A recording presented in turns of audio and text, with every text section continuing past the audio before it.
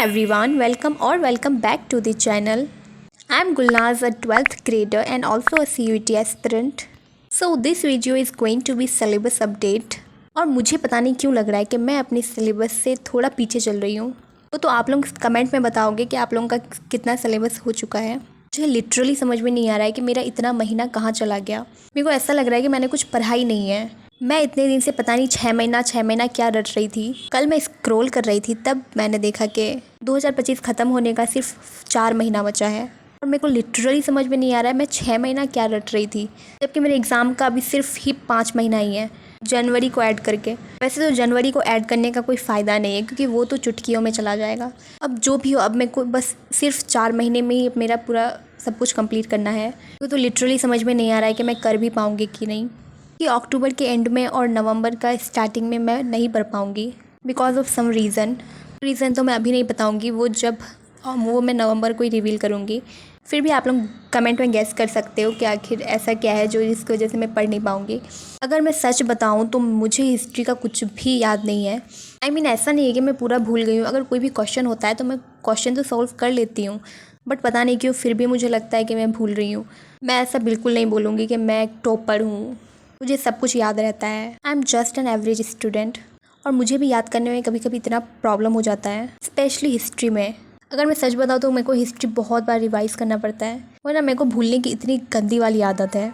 पर अब इन सब चीज़ को साइड में रख करके पढ़ना होगा यार, टाइम हो चुका है। अब प्रोक्रेस्टिनेट करने का कोई भी फ़ायदा नहीं है। एट द एंड मैं बोलूँगी कि पढ़ाई के अलावा कुछ भी हेल्प करने वाला नहीं है तुमको। और मैं बोर्ड्स के साथ साथ CUET का भी प्रिपरेशन कर रही हूँ और मेरे को लिटरली अभी CUET के लिए कुछ भी समझ में नहीं आ रहा है। बस मैं यूट्यूब से ही थोड़ा बहुत पढ़ाई कर ले रही हूँ CUET के लिए। मैंने सोचा था कि मैं PW का प्रवेश बैच लूँगी CUET के लिए, पर वो बैच अभी ह्यूमैनिटीज़ वालों के लिए नहीं आया है।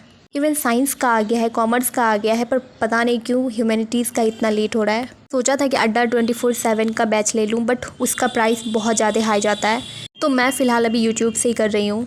CUET के थोड़े बहुत वीडियोस और वेबसाइट से मैं MCQ सॉल्व करती हूँ। आई नो ये सफिशिएंट नहीं है, पर मेरे को और ज़्यादा ध्यान देने की ज़रूरत है। मुझे ऑब्जेक्टिव ज़्यादा से ज़्यादा प्रैक्टिस करने की ज़रूरत है कि मैं CUET के लिए तो अच्छे मार्क्स ला ही सकूँ, उसके अलावा बोर्ड्स में भी अच्छे मार्क्स ला सकूँ, क्योंकि BA-CB में 50 मार्क्स का ऑब्जेक्टिव आता है और 50 मार्क्स का सब्जेक्टिव। बाय द वे, अगर मैं सिलेबस अपडेट दूँ हिस्ट्री का, तो मैं अभी 6 चैप्टर मेरा कंप्लीट हो चुका है। मेरा अभी 7 चैप्टर चल रहा है, जो है द इम्पेरियल कैपिटल विजयनगर। आप लोग प्लीज़ थोड़ा बैकग्राउंड साउंड को इग्नोर करना। वैसे मुझे लग रहा है कि मैं हिस्ट्री में थोड़ा पीछे हूँ। प्लीज़ आप लोग कमेंट में ज़रूर बताना कि आप लोगों का कौन सा चैप्टर चल रहा है। हाँ, आप लोग प्लीज़ CUET के लिए भी कोई सजेशन दे देना कमेंट में। CUET के लिए बेस्ट कहाँ से पढ़ सकती हूँ, तो फिर कोई चैनल सजेस्ट कर देना, या तो फिर अगर कोई अच्छा बैच है जो आप लोग यूज़ करते हो तो प्लीज़ उसके बारे में भी बताना। कि मुझे लग रहा है कि CUET का प्रिपरेशन मैं खुद से नहीं कर पाऊँगी, जस्ट बिकॉज कंपटीशन बहुत ज़्यादा हाई हो रहा है। 2025 का क्वेश्चन बहुत ज़्यादा ही टफ आया था, बस NTA और ज़्यादा टफ ना कर दे 2026 में। बाय द वे, मैं बता दूं कि मैं यहाँ पे 7 चैप्टर का हिस्ट्री का रिवाइज़ कर रही थी, तक मैंने नोट्स बनाया था। एंड उसके बाद अब मैं आप लोगों को सिविक्स का सिलेबस बताती हूँ, सिविक्स में कितना कहाँ तक हुआ है। मुझे लग रहा है कि सिविक्स मेरा सही चल रहा है। बैच में भी वही चैप्टर चल रहा है जो मैं पढ़ रही हूँ।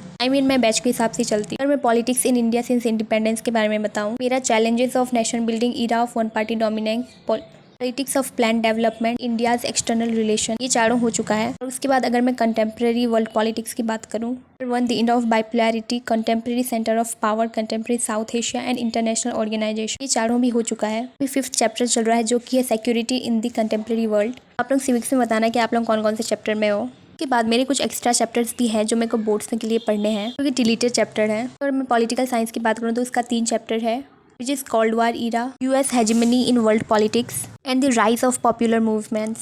उसके बाद अगर मैं हिस्ट्री की बात करूँ तो उसमें भी 3 चैप्टर है, कि है kings and chronicles, Mughal code, colonial cities, urbanisation, planning and architecture, and the last but not the least, understanding partition, policies, memories, experiences. Finally आज मेरे स्टडी टेबल का लास्ट डे आ ही गया। मैंने आप लोगों को बताया था कि मेरा स्टडी टेबल कुछ दिनों का मेहमान है, पर अब वो कुछ दिनों का भी मेहमान नहीं है। मतलब लिटरली मैं इस टेबल के साथ इतना अटैच हो गई थी, मेरे को मन नहीं कर रहा था कि मैं ये सब छुटाऊँ। बाय द वे, अगर आप लोगों को पता नहीं है तो मैं बता दूं कि मेरे रूम का मेकओवर होने वाला है, इसलिए मैं ये टेबल हटा रही हूँ। अब मेरा टेबल भी चेंज होने वाला है एंड टेबल का प्लेस भी चेंज होने वाला है। मेरे को लिटरली मन नहीं कर रहा था छुटाने का। मेरी आँख भर गई थी जब मैं ये सब छुटा रही थी। अगर तुम किसी चीज़ के साथ इमोशनली अटैच हो जाते हो तो वो बहुत मुश्किल होता है दूर करना। पर कोई ना, टेबल तो चला गया, पर आप लोग तो हो मेरे साथ। तो अगर चैनल में नए हो तो जल्दी से सब्सक्राइब कर दो।